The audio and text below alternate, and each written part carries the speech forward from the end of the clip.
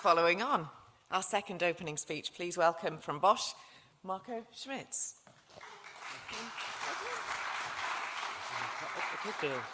Yeah, sure. I'll leave that there. So thank you very much, and good morning, and welcome to the London City Summit. It's really great to see so many known, but also so many unknown faces. And I think one thing unites us here, and that is all our passion and ambition we have when it comes around AVs. And I'm really looking forward to discuss the new technologies, new trends over the day here together with you. It's really an honor for me to be here and enjoy this day together with you. We are talking about a huge industry. So the UK government predicts that the AV, or the autonomous sector alone, could be worth 42 billion and could create up to 38,000 highly skilled jobs by the mid of this century. And I have to say, we really we really welcome the commitment of UK government and how much UK government is pushing this industry here in UK. The potential is huge. So different studies show up to 40% of new cars in the UK by 2035 could come with a level of autonomous technology inside. Alone, the company Bosch, we generated 9 billion in revenue with automated technology over the last 5 years. And this business is really steeply growing for us, so it's one of our biggest future businesses we are having. We also welcome UK's commitment ensuring the regulatory framework. I think we will speak about regulatory framework today here in this conference, as this is one of the really major topics we all have to work on. We as Bosch, we are engaged to create the Automated Vehicles Act to make sure that regulation is really keeping up with the technology and that we have a safe path into really safe applications and bring this technology to the road. Let me give you 2 examples of what is Bosch doing in UK when it comes to automated driving. So one example is our software subsidiary ETAS. Maybe some of you have known what ETAS is doing. So this is one of our biggest software subsidies we are having, and we are creating a big team in York right now. The team is doubling in size over the next 5 years. We get also support by the government, and this is really a great example for us what we are doing here in UK. The other example I also personally was part of, that is the acquisition of the company 5AI. Maybe you have known, maybe you have read, we recently closed a deal, or in summertime we closed a deal to acquire this company into Bosch. And that's for us really a huge step to improve our capabilities when it comes to automated driving. So 5 has a team of 140 really highly talented engineers when it comes to cloud computing, computer vision, machine learning, robotics, and software engineering in total. So when we are now adding this 140 people in the Bosch AD Level 4 team, we are reaching a size of closely 1,000 engineers only for AD Level 4. And I think that shows you which commitment also the company Bosch is giving into this space and how much we believe in the technology and in the market. So with this, I'm really looking forward to all the discussions we are having today together. We will be contributing our part in having really a great agenda, a great day here together. And let's us all together enjoy the day, and thank you very much.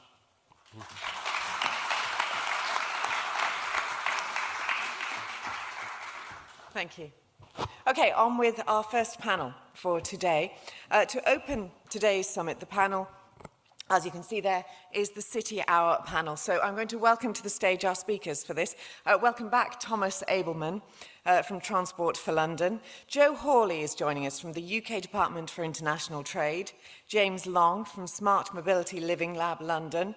Hannah Newell from the Department for Transport, Trevor Dorling from Royal Borough of Greenwich, and moderating the City Hour, please welcome back Prue Ashby from our partner London Partners.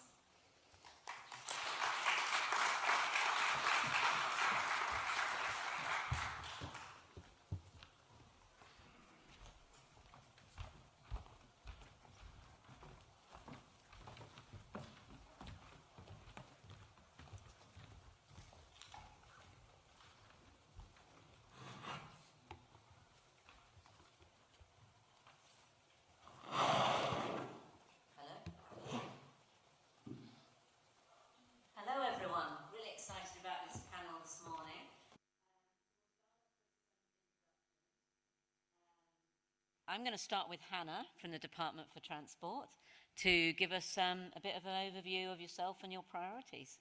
Perfect. Am I using my slides? Shall I? Yes. Maybe I'll jump up.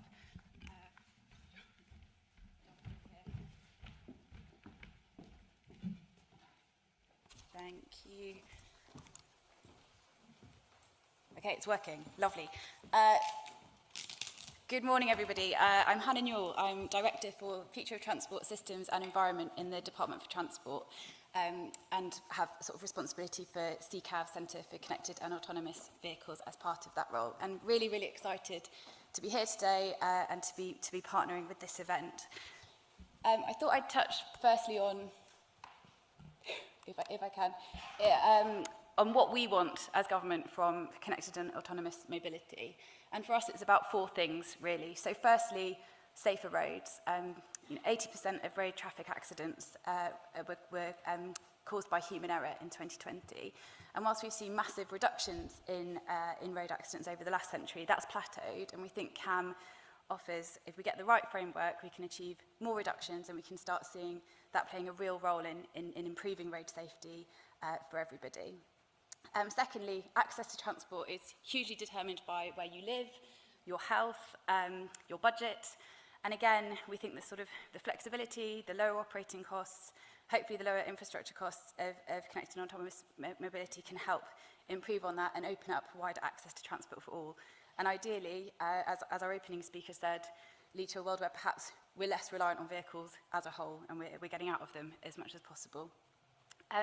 Productivity, so again, as it's been touched on already, the sector could be worth a huge amount by 2035, I think it's 43 billion and 38,000 jobs, and that's a huge priority for the government. The UK has massive strength in AI, in sensor tech. We have one of the world's only integrated test beds. So again, this is really important to us to see sort of securing the future of the auto sector and building on our global impact. And then finally, the environmental impact of transport. So decarbonisation, improving air quality, improving our natural environment, all major goals. Depending on how we deploy this tech, it could help or hinder. So again, it's a kind of real focus for us, looking at how we can get this right collectively, working together with the sector, making sure we can use this as a means to improve on all of those goals. We set out our vision for CAM 2025 in August. And our strategy for commercialising safely and securely this tech. And that also included the response to the Law Commission's 4-year review into the regulation of this sector, and looking at how do we regulate, what does that future framework look like. And our vision is really to see the safe and secure deployment of self-driving vehicles from 2025, so we can improve the movement of goods and services and move to that wider commercialisation. And that includes 100 million of funding, building on an existing 440 million of co-investment with the sector since 2015. So this is something we take hugely seriously, something we want to see happen. It's just about how we get there and how we get it right. And how do we see it being used in practice? So as you will all know, technology has come a huge way. So earliest deployments of those commercial products are close, but we don't consider anything available at the moment to be self-driving or capable of operating a vehicle without a human monitoring the road. And we're seeing two routes for that development. So firstly, evolution, so a step on from assisted tech that's already out there, where the human driver is remaining in control. And we see automated lane keeping as likely to be the first, driving on motorway type roads. And then that revolution, so developers who are aiming for vehicles that drive themselves for a whole journey and seeing various use cases there. And that could be in a specific area, in a segregated track, or off-road in a kind of industrial or a mining environment. And how do we think we, government, can help get there? So you'll hear more about various of these initiatives over the coming days. Got different members of CCAF speaking at different points, but we see 5 key elements as needing to be in place. So firstly, regulation. Our role is there to provide certainty, help build trust. I've mentioned that Law Commission 4-year review and the recommendations on the new legal framework, and we've responded to that over this summer. Second and thirdly, building the sector through the research and development programme, looking at how we can help commercialise those early use cases and building sort of greater UK content in the supply chain. Demand, so we see our role as helping determine where that tech could sit within the wider network. So feasibility studies for mass transit and looking at how we can kind of focus that research most effectively and set the right signals. And finally, public acceptance. So no tech can succeed or have impact without the public not just trusting the technology but wanting to use it, so helping support that behaviour change.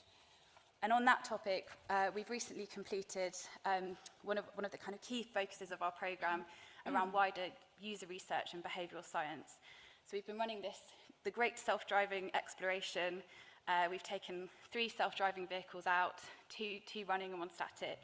Over 1,000 members of the public through this programme have taken a ride in a self-driving vehicle across 12 days in 3 different locations.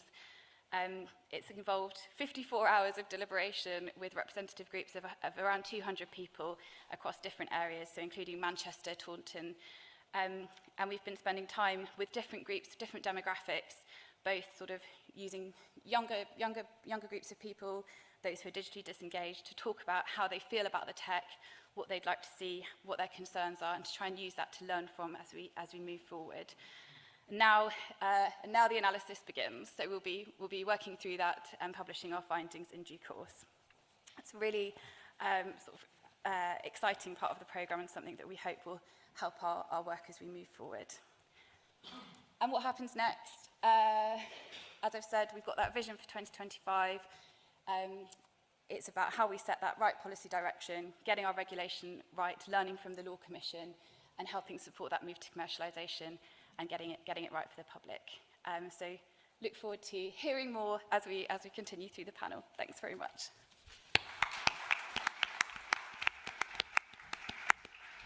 Thank you, Hannah. Now, Thomas, you've obviously already introduced yourself. Did you want to add anything to what you said earlier? Yeah, you've heard about me and TfL's priorities. So what I want to do is just to quickly talk to you about the Healthy Streets approach, because that's the foundational principle by which we at TfL make decisions about roads and what we're trying to achieve.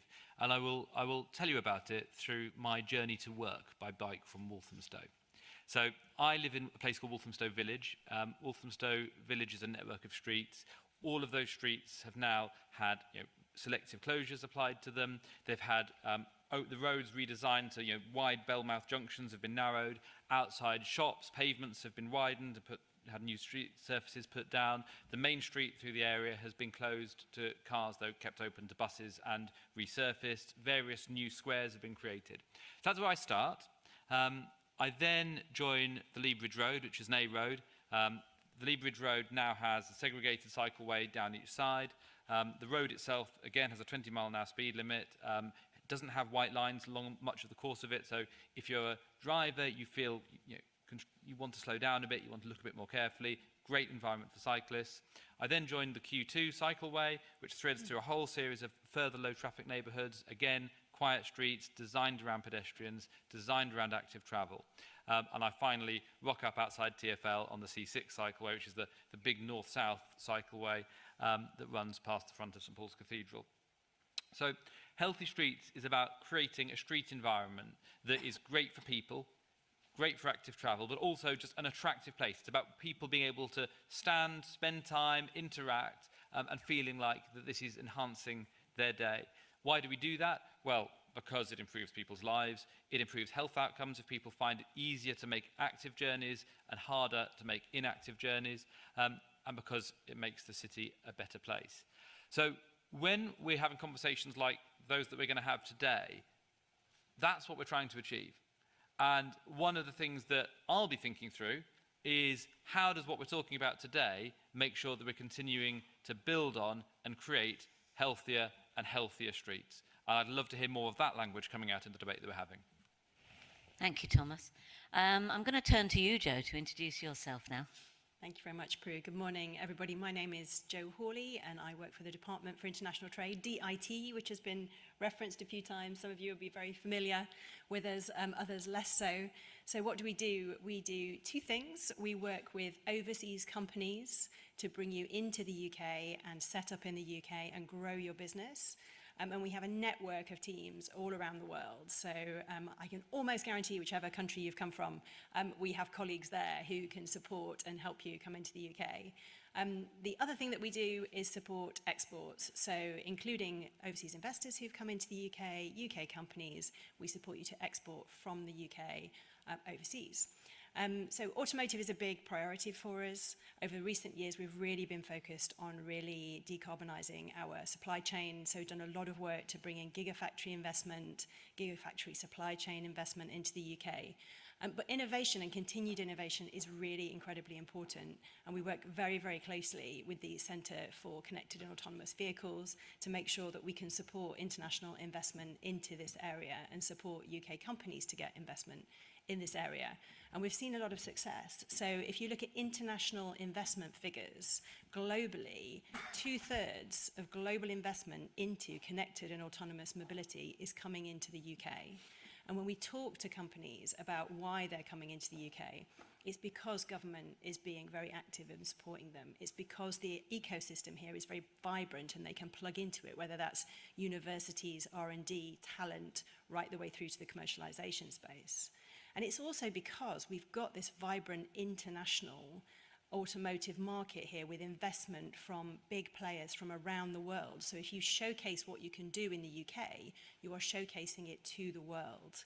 And I certainly know that's part of London's pitch, that if you can do it in London, you can do it anywhere. So what does that mean for you? We're really keen, if you are overseas companies and looking to set up in the UK, looking to make those collaborations in the UK, we're really keen to work with you.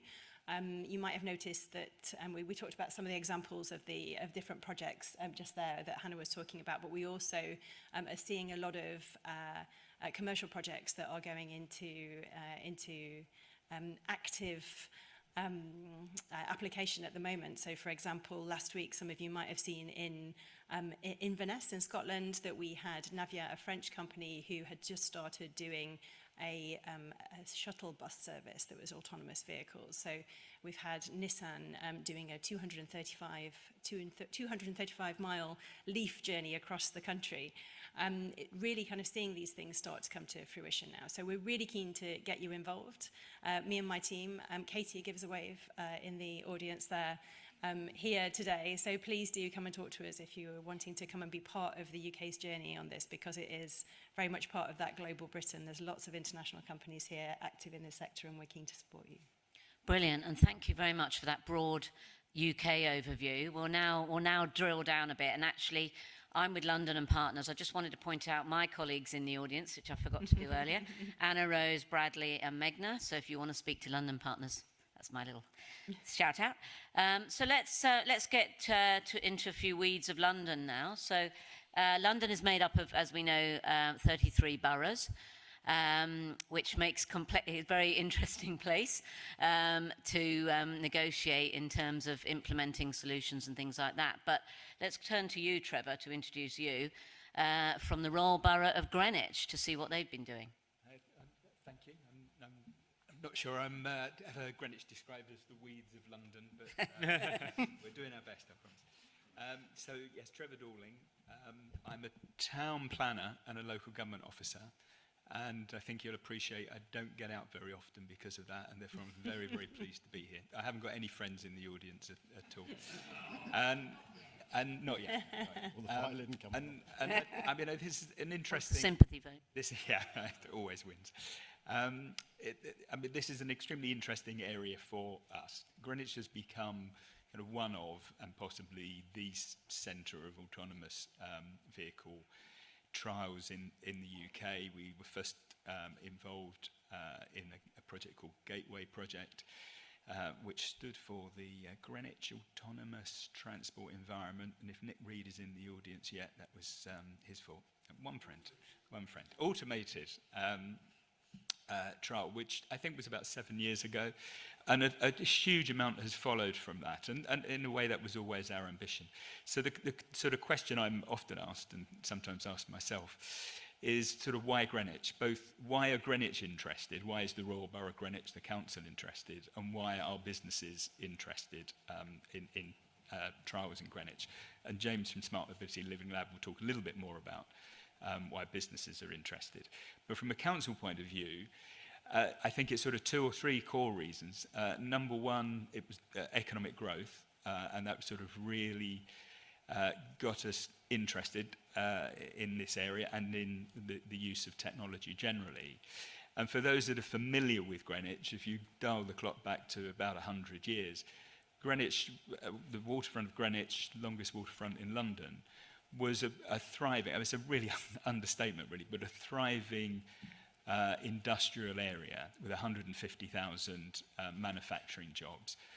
And if you go today, there's about 2,000 manufacturing jobs. So roughly over a century, we've lost 150,000 of highly skilled jobs. I mean, there was a lot of technological innovation in that area. And around about 2015, I mean, the council worked very, very hard to attract new investment, new development into the area.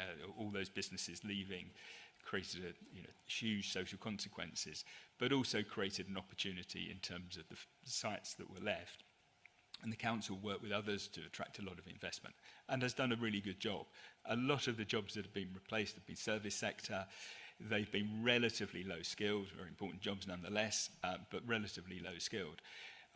While we were kind of patting ourselves on the back, Frey and Osborne, if those of you may be familiar, did some work around about 2015 that said autonomy was going to impact on the service sector by about 50%.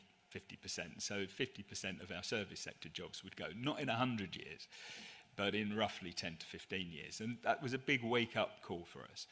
And so there will be, as we all know, we've heard about 28,000 jobs predicted by Bosch, there will be winners and losers in this. And we were determined that we wouldn't be passive, we were determined that we wouldn't kind of walk into this sort of new future without understanding how we could present Greenwich, position Greenwich to be a winner. So from an economic development point of view, we were very keen to understand what the jobs would be of the future, and how we could capitalise on it, how we could train our people, how we could attract the new jobs to the area. So that was number one priority back in about 2010 to 2015. But we also realised that you couldn't just sort of stick a flag on the building and say we are a centre of innovation. We really had to sort of live this. And we found the more people we spoke to, they were interested not in our buildings, but they were interested in how the city operated, how the city worked, who made decisions, and on what basis did they make decisions. And it's an interesting point because when we talk about putting cities at the in the centre of the debate, influencing things, we're talking about a collection of individuals. I'm sorry to disappoint you, but town planners, for example, in local government, influencing, and certainly elected officials, influencing how things work in the future. And we weren't at the races. We really didn't understand how this stuff was going to impact on our borough. And we were suddenly having a dialogue with people who were interested in us, and I did start getting invited out, which was quite nice. And also we're a major service provider, quite a major employer, so we're concerned about our workforce and how they get to work and how they live their lives. And we run services from children's services to social services to waste collection to parks to economic development to town planning. And we're a great user of transport, and we need to move people around. So the challenges that we sort of were talking about, congestion, pollution, economic development, how we move goods and services around, clearly played into this agenda. And suddenly we had a light bulb moment and decided that we really needed to engage in this debate. And that's what we've been doing really for the last 15 years. And we're determined that we put cities at the centre of this debate, city authorities, that's people like me, we put citizens at the centre of this debate, and try and ensure that we don't, and there are real tensions here. You know, there's tensions about congestion, there's tensions all over the place, there's tensions around active travel. Now, I think there's answers to all those problems through the greater use of autonomy, but it needs to be played out. And the much heralded potential benefits from autonomous mobility have to be won. You know, they have to be created, and we have to create an environment where the technologists and the regulators and the government and the citizens are aligned in what we want to achieve. And if we can do that, we can actually do a very good job for business as well. Thank you, Trevor. That's brilliant. And last but by no means least, James, what are you actually doing on the ground? Really exciting stuff. Thank you. And it's actually fantastic to come at the end of all of this, because I think the Smart Mobility Living Lab, who I work for, is at the nexus of a lot of this, and we found the opportunity through the placemaking function that Thomas and Trevor have spoken about, the regulatory environment and what's been enabled from that perspective, but also the investment that's come in from the community. So the Smart Mobility Living Lab is a real-world testbed. We're, and I checked the stats this morning, 8.2 miles from here, as the crow or the Trafalgar Square pigeon flies, 26 miles by tube, and I'm happier than anybody else that I hear Emma's voice now saying Woolwich, because it's shaved about 45 minutes off my commute from Reading, which is fantastic. Or alternatively, if you were to take another form of currency, about 299 calories if you were to cycle there from here. So it's no accident that we're in the Royal Borough of Greenwich, and indeed north of the river, up at the Queen Elizabeth Olympic Park, where mobility has really been placed at the heart of reinvestment, the extension, the regeneration and population growth. Because mobility is important. And it's not just looking at different technologies and understanding, okay, we've got this shiny new thing, but really what is the impact on people and place? And so the Smart Mobility Living Lab as a testbed facility is a real world setting where we explore that. So clearly we can't put a padlock and a fence around the road. Thomas would be terribly upset with me if I did, as would Trevor over in Greenwich. But what we can do is anything that we can't control, where we're looking at safety cases, we're looking at the way we manage trials, we measure. So we've instrumented the network very, very heavily. We've got about 24 kilometres, 15 miles or so of network across the two areas of our testbed. And so we're observing and understanding and evaluating the behaviours that matter. What are all the interactions between different road users? How do we ensure that safety is a principal consideration in that progression towards Vision Zero? What's the environmental impact when we're thinking about the net zero plans? All of this comes together in enabling different organisations. I'm really pleased because despite the bright lights, I can just about see quite a few of our clients here, through from the smallest of micro SMEs up to the biggest of corporates in the world, who have come to recognise the benefit of trialling new technologies, new services in place and understanding the impact on those end users. So what do we do with people? We're testing different products, we're validating different concepts, we're exposing them to an integrated transport network that have all the complexities that place exists with. My favourite thing in the world is to sit people down in front of our control room with lots and lots of cameras and show them a picture of a mini roundabout where none of us behave properly. We all drive the wrong way round roundabouts. We drive over them, round the corner, etc. On that particular roundabout, it's the top of a blind hill on a crest. We've got 4 bus routes running across it at all different angles. There's a school nearby. So we've got people with lollipops standing giving directions. So looking people in the eye who are developing new technology and saying, okay, how are you going to manage that? And that starts a conversation. So we're part of that process to help people to evaluate, to explore the different use cases, to understand what that means, and fundamentally how we provide that confidence to the end user, to decision makers, to investors. So everyone else is giving out shout outs, so I'm going to point out Carlotta. Carlotta, wave your hand. So Carlotta is going to be here for most of the day as well. So yeah, really happy to have a chat with everybody and anybody. But I'm going to leave it there and really look forward to the discussions. I think we're at a really formative stage in this market. Thanks, James. That's really interesting. So I'm going to start off with a question about the main challenges from a regulatory and use case of autonomous vehicles point of view as we move towards deployment. So who wants to start on the challenges? Thomas, do you want to? Yeah, I mean, this is actually a really hard question. And I think one of the reasons it's hard is we've got to be very aware of just how little we understand yet and how far we've got to go. So we've got to maintain agility. You know, if we go too far in either direction, there's a downside. So as a former startup founder, in developing a mobility model that didn't at the time exist, I'm acutely aware that we didn't fit into the regulations. And actually, if someone had tried to regulate us at that stage of our evolution, they probably would have killed us because we didn't yet know what we needed. So that's the one extreme. We mustn't constrain the innovation of this space. At the other extreme, however, if we look at what happened pretty much exactly a century ago, when automotive first developed, actually, we didn't think through what the benefits were. We just regulated for the technology, and we regulated pedestrians out of the road. We put up fences, and actually we're now in the process of undoing the mistakes that we made through simply treating regulation as an enabler because it was change. So this is something where we've just got to approach this with humility because we don't yet understand, and agility as we learn. Thank you. Who else would like to comment on that? I think there are absolutely masses of challenges, as we've sort of reflected on already. I think for us, particularly as we think about the regulation, it's about how you define safety, how do you approach safety in this new world. And I mention it specifically because we're actually out for consultation at the moment on how we have defined safety. So we've defined it as should be as safe as a competent and careful driver. That's up for debate. Really keen to hear views, but I think bigger picture, the huge challenge is going to be, as Thomas has said and as others have said, how do we approach this tech in a way that makes things better and doesn't exacerbate some of the challenges we already have out there on the roads. Great. James? Yeah, I'd love to add to it. I think one of the big topics here, and I think that is a really nice point around that change and that pace of change. How do we monitor and evaluate that change and what the impact is? So that in-use monitoring, we saw it in some of Hannah's slides earlier, in-use monitoring to understand not just the performance of the technology, but also the appropriateness of the regulation at that particular point in time.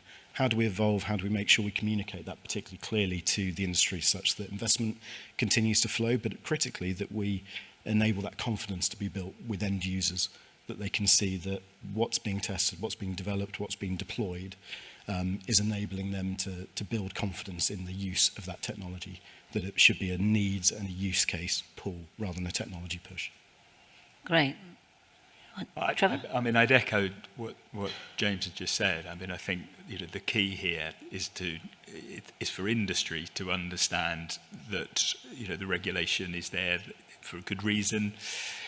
There's a great deal of sensitivity about some of these issues. To try and bulldoze your way through the regulation is going to be counterproductive. So working with the regulators, with local authorities, for example, and government more generally, to demonstrate that you can overcome the reservations, it seems to me really important. But probably also worthwhile saying that the regulatory framework which the government has set is quite progressive, as I say, and I think the government generally and its agencies have done a really good job of putting the UK at the forefront of many of these things. Certainly, the work we are doing and often doing with industry wouldn't happen without government support. So, I know there's lots of sensitivities around the regulation, and all we can do is work together sort of to try and ensure that we don't sort of collide and actually things are counterproductive.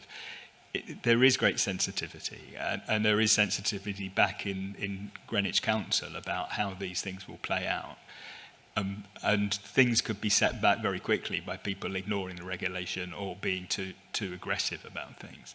So it's a classic case of needing to work together and an iterative approach, which is informed by testing and a collaborative approach. Joe?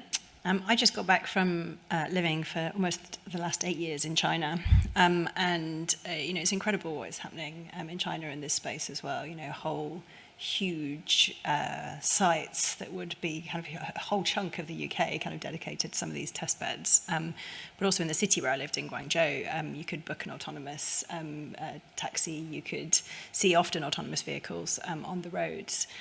So I think being aware of the international opportunities as well and the international collaboration, because there's no point every country trying to it will develop at different rates in different areas. And I think as the UK is one of the leaders in terms of developing these areas, we need to be plugged into the innovations from elsewhere, so bringing in overseas companies who can help us really get together, see different ideas from around the world, but also to make sure that we're having that as part of a conversation with overseas companies. And that's part of our role as well as DIT, to make sure that we're a voice for international investors so that we're not developing on different tracks. Brilliant, yeah. International learnings, yeah. So I'd like to talk about the Mayor's transport strategy now, and that Thomas covered earlier, and ask the question, so if the Mayor's objective or target is that 80% of journeys in London are to be active travel and public transport by 2041, how does autonomous vehicles fit into that? Who would like to respond to that? Well, probably makes sense for me to start, doesn't it? So, I mean, the first thing that I'd say is we don't know, coming back to my earlier point. It's perfectly possible to see a pathway where this is an entirely positive development in which we've set a target of 80%. We've not set a target of 100%. 20% of journeys, we believe, will be made by car for the foreseeable future. And that's partly because there are types of journeys where there will never be a suitable alternative. There's partly because some people have mobility needs that will not be satisfied by public transport or active travel. Now, wouldn't it be amazing if that 20% could be made using autonomous vehicles that widen access, that mitigate some of those restrictions? You know, there are real access to mobility inequalities at the moment, and you can see a world in which that's the role for autonomous vehicles in fulfilling that 20%. And you can also see a world, we talked about healthy streets earlier, in which vehicles that are more predictable and more controllable and potentially safer can therefore require less road space, so we can further our healthy streets objectives. Having said that, that's not certain at all.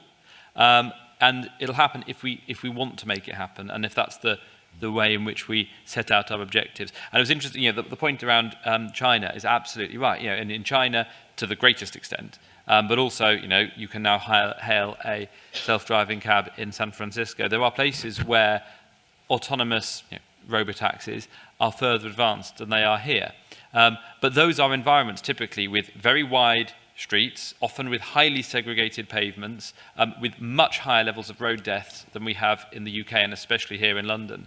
And what I'd love to see is that the way we develop is to make sure that we may not be the first and fastest, may not want to be the first and fastest, but wouldn't it be great if we were the safest and most sustainable? And that's the role that we take on in developing this proposition. Really interesting.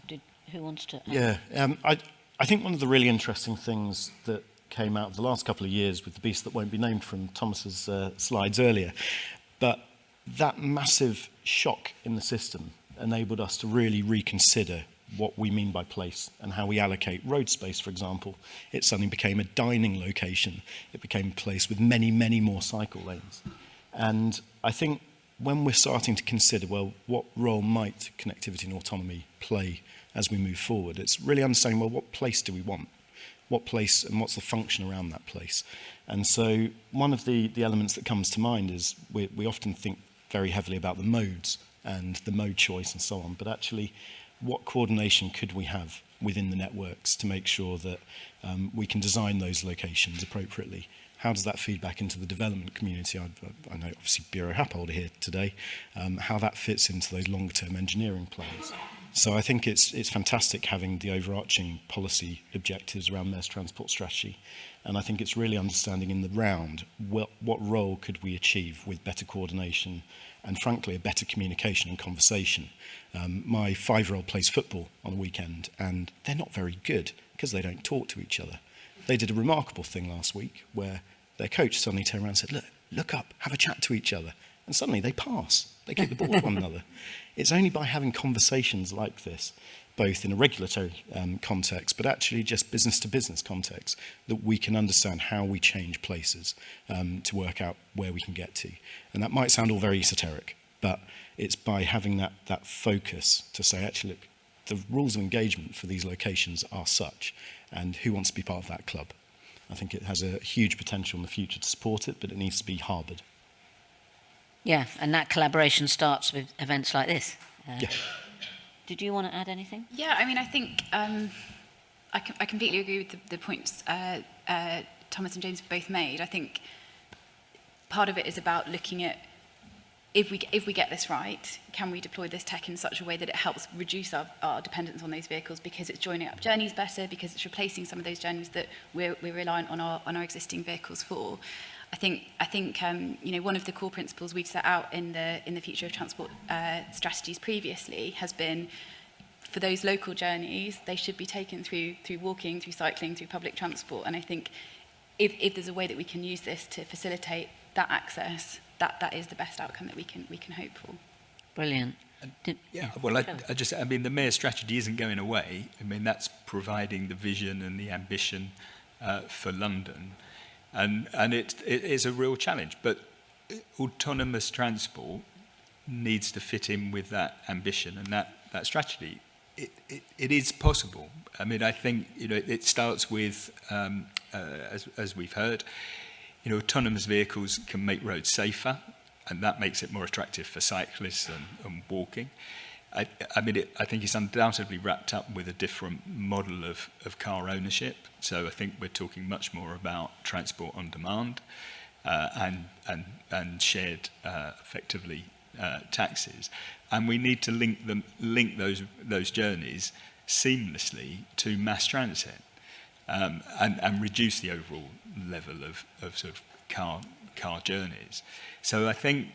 And we also need to design our spaces for autonomous vehicles, which, you know, as a town planner, is, you know, I'm well aware that in my part of the world, you know, we're still designing places which will be here in 100 years' time, as if autonomous transport isn't a possibility. Well, it clearly is. So, I mean, I just think it's very exciting that, you know, the mayor's strategy has set out what it is we've got to do. And we've got to make autonomous transport and mobility fit within that ambition. And that's, you know, I mean, if we manage to do that, better place, but also greater acceleration of opportunities for the private sector.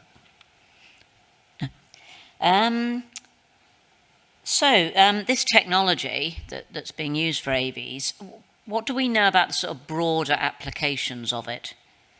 Who wants to kick off there? James? Happy to start, yeah. I think we've often, actually, in most of the conversations so far, we've been quite heavily focused on people movement. How do we get people from A to B? I think one of the big topic areas, and particularly if we think about London's challenges in terms of white van movements and the enormous growth in home deliveries and so on, is what does this mean from a logistics space? And yeah. I'm pleased to see, again, in this room as well, lots and lots of organisations investing, pursuing goals around that, both in terms of the kind of intercity movements, but also that last mile, and I would suggest last yards delivery. How do we make sure we can fulfil those services to the very, very end point, which may be a person taking things out, but actually how do we overcome challenges with people's living in flats, for example, or a raised curb? How do we manage that particular space?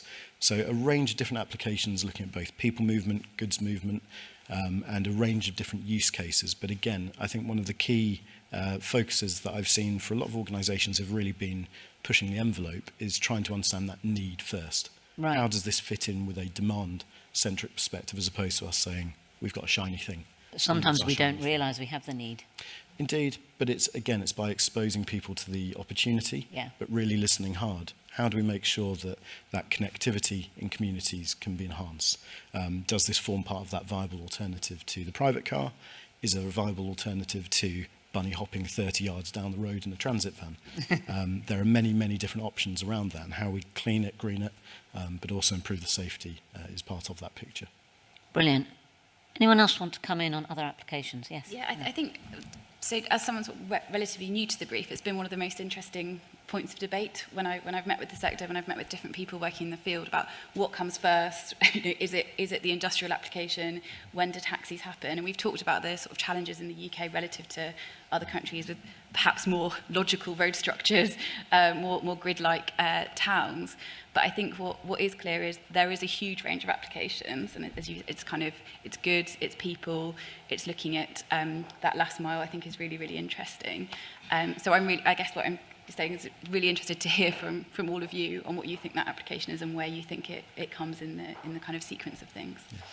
Well, yeah, in a moment I'm going to ask if there's any questions in the audience, but also if there's any interesting ideas about those other applications that any of you have. So does anyone else want to comment on that point?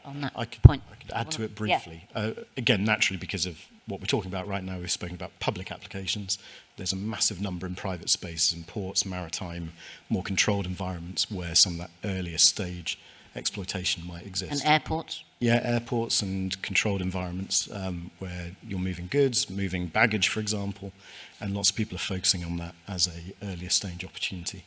But again, it's by understanding what's needed from the whole. How do we work as a system to bring that to bear? So my final question, before I hand over to the audience, is what is your future vision for autonomous vehicles in London? So I'm going to hand to Thomas first. I don't have one. What I will do is just emphasise the 7 criteria by which we, within the framework of the Mayor's Transport Strategy, judge any new innovation, because autonomous vehicles, if they are to be a key part of London's future, they need to fulfil these criteria. So we judge things according to whether they promote mode shift to public transport and active travel, according to whether they complement the public transport network and encourage integration, whether they provide accessibility and open travel for all and reduce those mobility inequalities we discussed previously, whether they contribute to the cleaning of London's air, whether they help create that safe, attractive streetscape and place environment that I spoke about earlier for my journey to work, whether they help us use street space more efficiently, and whether they provide us with new data. And I would add as well that in terms of the question about how safe is safe enough, I mean, I will push the point that actually we should be targeting Vision Zero. Our goal should be that we don't accept that road deaths are inevitable. We should be saying that if we're creating something that's new, our goal should be that these are entirely safe in the way that we have long since accepted that aviation and rail travel should be safe. Not safe enough, but safe. Thank you. Who wants to go next on the vision? Joe? My vision from a Department for International Trade point of view would be to have, as part of that mix, that you've got companies who are from overseas, who are helping us and working with us to learn and come up with some of these solutions and implement them. But also that because we are very in the forefront of developing these technologies in the UK, that those companies, UK and foreign companies who are here and working on these things, are then able to take that technology elsewhere and have that as an opportunity for export in terms of consultation services, in terms of application of the technology, development of the products, and we'll be there to support. So make it here and then take it global. Great. Trevor? I've kind of given it away a bit already, because I think my vision is kind of autonomous vehicles result in less private car ownership, shared on-demand transport, which links seamlessly with mass transit, public transport, resulting in less cars on the road, safer streets, more cyclists, cleaner air, and we capture the economic dividend from that for UK PLC, in my case for Greenwich. And I mean, one of the interesting things that Greenwich did was to create a company, DG Cities, which is now working with other, with private sector, but also with other cities, to look at how autonomous transport can be best deployed. I mean, what I think is worthwhile kind of reminding ourselves is that London feels quite different from elsewhere in the UK, or certainly cities feel quite different from other places in the UK. And if we were in a different stage, in a different environment, we might be talking about kind of the city versus the rural transport and rural mobility. And I think we're already seeing the trends in London, less young people taking their driving tests, lower car ownership and so on, more use of shared vehicles, Zipcar, etc. Which actually kind of needs, gives us a platform upon which to grow and build. And I think putting autonomy into the mix is quite feasible. I think elsewhere, if you venture outside London into the suburbs, then people still feel quite wedded to the private ownership of their car. Yeah, thank you. James, your vision. For me, it's treating it as a system. Get everything working together, basing everything around that user need in the first instance, making sure that this is a demonstrable requirement from users to understand how that satisfies a particular need, whether it's accessibility or others. So bring users into it, bring infrastructure into it. What data do we need? What changes do we need potentially to harbour this? Bringing together the place function, and then ultimately also bringing along those who are innovating and developing in this space. Treating it as a system, I see, as the only way that we can really evolve with that rate of change and provide that confidence to end users that we're truly understanding and implementing something that's safer, cleaner, greener. Yeah. Yeah, and I think from a Department for Transport perspective, completely agree with everything Thomas has said about those kind of principles we want to see embedded. And for us, it's about delivering on CAM 2025, seeing the deployment of these vehicles from 2025 onwards in a safe way, in a way that leads to potential for commercialisation, capturing of all those benefits that Joe has mentioned, and many more. Brilliant. Now it's over to you in the audience. Oh, I can see a hand up already. The gentleman. Have we got microphones or?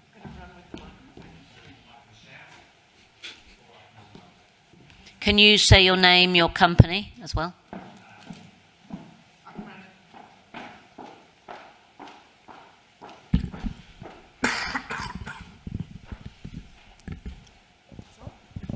Hello.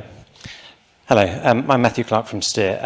Thanks very much for a very stimulating discussion so far. I'd like to pick up a point about the public benefits of autonomous vehicles, particularly in London, as that's what we're talking about. So for me, I think there's a couple of things here. One is to do with the private ownership of vehicles, and one is the use of vehicles in services. I'm thinking about passenger vehicles, potentially. If we overlay this with how these services and vehicles are controlled, there's a couple of layers of government. So there's central government, which can control the vehicles, and then typically there's local government, which in London is a two-layer government, and which controls the use of services. So there's a bit of a dichotomy here between promoting economic development in terms of selling vehicles and so on technologies, and the outcomes that we've talked about in terms of healthy streets and so on. I wonder if we can talk through how we think that regulation should work together. I guess there's a few things in recent history where new services have been added to the mix in London, such as app-based services for private hire, where the outcomes haven't necessarily been what we've expected. I wonder if we can learn from that. Well, I think we've got both groups here that can respond to that. We've got Department for Transport and Transport for London. So shall I start with Hannah on the transport? Yeah, I mean, I guess the question is about how do we collaborate to make sure we capture those benefits collectively. And I think in this space we do so successfully at the moment. So we work together with TfL on the trials they're running. You know, it's our role to set the framework. It's our role to kind of work with local authorities to make sure they understand the space we can operate within before that future legislation is in place. But I won't duck the point that it is going to be and continue to be a real challenge. I think there are going to be opportunities there in how we set that future framework and where we set the roles and responsibilities, how we collaborate with those authorities who have done the trials to learn from their experience so far and to think about where we set the roles. But it is going to be a challenge moving forward. Thank you. Thomas? Yeah, I agree, and it comes back to my point earlier about humility and agility. You talked about the case studies of app-based private hire, and I think one of the challenges for my predecessors at TfL was no one was watching that space, and so it just popped up, and everyone was a bit taken aback. I don't think that's the case here. I think we're watching very closely, but I think we also we don't yet know where it will land. As I mentioned earlier, on one extreme, the 20% that is left, we reduce mobility inequalities. At the other extreme, we unleash on London, having spent the last decade battling single occupancy vehicles, we unleash on London zero occupancy vehicles. That's not the outcome that we're looking to achieve. But we don't want to jump in to defining regulation before we understand what we're dealing with. But we do need to be agile, and we do need to work together. And we do need the wider market to be working to achieve. Maybe, as I mentioned earlier, I think the UK does actually have a potential unique role here, that we can be the leader on making safe and sustainable autonomy, because there are others, such as in China and in California, who are leading on creating autonomy for spaces that aren't designed for people. But I think we can be the people who create autonomy for people. Thank you. James, did you want to add something on that? Yeah, hi Matt. I think one of the other topics that comes through here really is how, again, going back to my favourite word of the day of confidence, how do you work with all of those different authorities? Nobody's developing a solution for one single domain, one single location. How do you present a set of evidence, a set of processes to show that you're fit and proper, that whatever the regulatory regime takes us to, that the evidence pack of your performance is portable? If you come and test in somewhere in London, how do you demonstrate that that still is going to work in Peterborough or Paris or Chicago or wherever in the countryside people live in that particular location? So understanding that portability of that evidence, of how you present that to different individuals, is all part of that, because otherwise the commercial barriers are going to be intense to having to recertify effectively in every single domain. Where is that overlap, and how do we make sure we can harbour that discussion? Thank you. Was there another question? Yes. So Ebba Martin from Bosch, and I worked with some of you here in the panel. I have really sympathy with Transport for London because it's a very complicated topic. Obviously, our experience is, if you remember the introductions of cyclists in London, and you narrowed the roads in the Parliament Square, and that actually caused that you have the air quality emissions gone up because of the traffic jams at this point. Now, of course, the situation is relieved. What I'm trying to say is that the moment you create a different, or you implement a different mode to the existing transport modes, you create a challenge in general. So now we're talking about automated driving, which actually, David, you alluded to it, that you have to be integrated more smoothly to all of the dynamic traffic managements in London. And I'm just wondering here, where we have CCAF empowering the automated driving to be led here in London. And I'm wondering, from your strategy perspective, are you looking, for example, to certain use cases for automated driving? For example, let's say logistic, to some of, for example, of the challenges what we have in London to transport some of the goods into London, for example, as a use case to start with? Or are you looking, like you did with the cyclist, to then dedicate, as you said, healthy roads to then automated driving, to start there from this point as a pilot in a real world, to just get the use case rolling? Or what is your strategy moving forward? Yeah, sorry, I'm afraid I'm going to be non-specific in my answer, because the answer is I don't know. We're not defining what it is that, it'll be dedicated lanes, it'll be dedicated spaces, it's for this use case, because I think it's simply too early to know. As James said earlier, there's potentially hugely exciting applications for logistics, where there are very large numbers of vehicle movements caused by deliveries. That has grown, that will probably continue to grow. That there are various trials taking place in London exploring whether or not there's potential for autonomy there. But we simply don't yet know which of these applications will work and which of these applications are most suitable. And it might be that people develop new applications that we haven't thought of yet. So all we can do is apply the test, which is say, what are we trying to achieve? We're trying to achieve healthy streets, mode share to public transport and active travel, and Vision Zero. Is what is happening helping us in that goal? And in which case, what interventions do we then need to make to continue to support that market in developing that, support innovation that further stimulates whatever is going in that direction? Or is what's happening counter to that? And at the moment, the market is so evolutionary that we simply don't know where that will land. Thank you. Have we got time for any more questions? I'm looking at... Well, there's a question there. Let's have it. Richard Barrington, Angoka. I'm just trying to unpick something that Thomas said, which was this idea of looking at principles rather than regulation. The problem with regulation is it tends to drive a compliance mentality, whereas principles tend to drive an aspirational mentality. And I'm just trying to work out how we can shift from the historical way, and I was in the Cabinet Office for a few years, where a regulation would come from Europe that was half a page, and by the time we'd done an amazing job of gold plating it, it was 30 to 40 pages long. How do we move from that model where everything has to be written in stone to a world where we can allow the new to happen?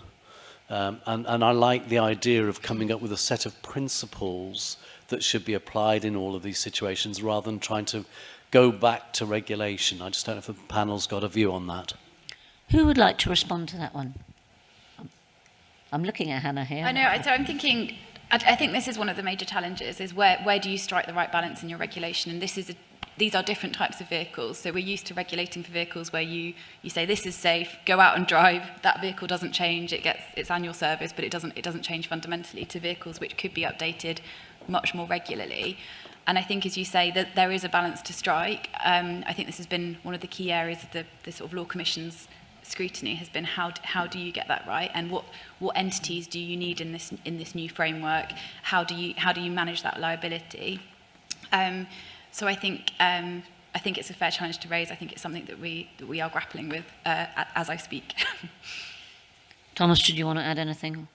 No, I don't think so. I think No. I've Anyone said else? everything. You're standing there. Does that mean that's the end?